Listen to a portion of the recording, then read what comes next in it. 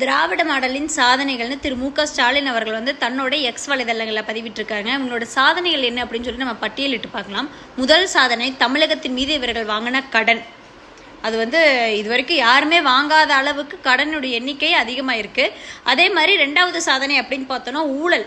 இவங்க அளவுக்கு அமைச்சர்கள் ஊழலே பண்ணியிருக்க முடியாது. லட்சம் கோடிகளில் ஊழல் பண்ணியிருக்காங்க. மூணாவது பெரிய சாதனை என்னன்னா, தமிழகத்தில் பெண்கள் வாழவே முடியாத ஒரு நிலைக்கு தள்ளப்பட்டிருக்குங்க.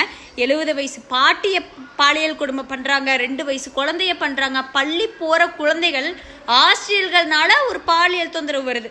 நினச்சி பாருங்கள் சூழ்நிலை எங்கே இருக்குன்னு. கேட்டால் சட்ட ஒழுங்கு தன்னுடைய நேரடி கண்காணிப்பில் இருக்குன்னு சொல்லுவார் திரு மு க ஸ்டாலின் அவர்கள். ஆனால் நேரடி கண்காணிப்பில் எப்படி இருக்குன்னா, ஒரு காவல் அதிகாரிக்கு காவல் அதிகாரினால பாலியல் தொல்லை. நம்மளுக்கு ஒரு பிரச்சனைனா காவல் அதிகாரிகிட்ட போகலாம். காவல் அதிகாரிக்கே பிரச்சனைனா எங்கே போவாங்க?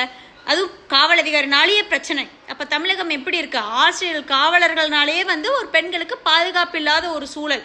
அதே மாதிரி முதன்மையான மாநிலமாக கொண்டு வந்திருக்கணும். கொலை கொள்ளை கற்பழிப்பில் முதன்மையான மாநிலமாக தான் தமிழகம் மாறி இருக்கு.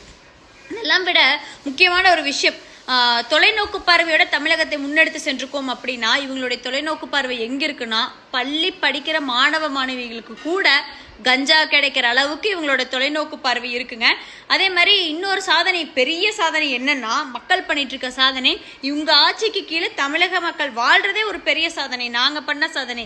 ஏன்னா குடிநீருக்கு போராட்டம் பண்ணணும், குப்பை எடுங்கன்னு போராட்டம் பண்ணணும், அரசு ஊழியர்கள் போராட்டம் பண்ணணும், தூய்மை பணியாளர்கள் போராட்டம் பண்ணணும், ஆசிரியர்கள் போராட்டம், செவிலியர்கள் போராட்டம்னு எல்லாரும் போராட்டம் பண்ணிட்டே தான் இருக்கணும். கொடுத்த வாக்குறுதிகளில் எதையுமே நிறைவேற்றாத சாதனைன்னு சொல்லி திராவிட மாடலோட சாதனைகளை பட்டியலிட்டுட்டே போகலாம். விடியலாட்சி தரோம் விடியலாட்சி தரோம்னு தமிழகத்தை அதில் பாதாள இருட்டில் தள்ளியிருக்காங்க. விளம்பரத்தை பார்த்தோ, நீங்கள் கொடுக்குற இந்த அண்டாக்கும் குண்டாக்கும் மயங்கியோ மக்கள் திரும்பவும் ஏமாந்து உங்களுக்கு ஓட்டு போடுவாங்கன்னு நினைக்க வேண்டாம். மக்கள் எல்லாம் விழிப்புணர்வோடு தான் இருக்காங்க.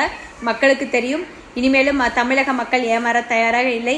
ஸ்டாலின் ஆண்டது போதும், தமிழகம் ஆண்டது போதும். நன்றி, வணக்கம்.